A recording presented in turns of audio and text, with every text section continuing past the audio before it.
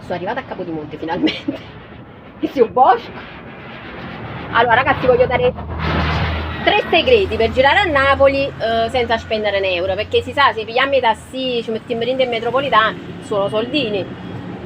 Voglio, la prima cosa, un navigatore integrato, vabbè, questa è una cosa che solo napolitana pena, però voglio, con i cellulari, insomma, tutto si può risolvere.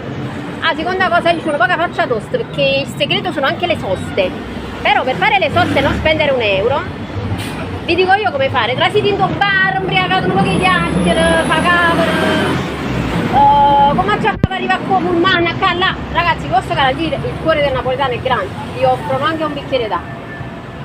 Poi riprendete a camminare, è come si va visto tanto su Droliette.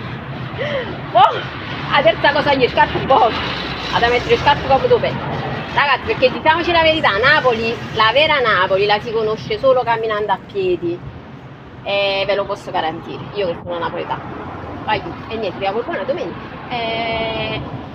Fate sempre come me, voglio. Quando ci può, ci può. Ciao.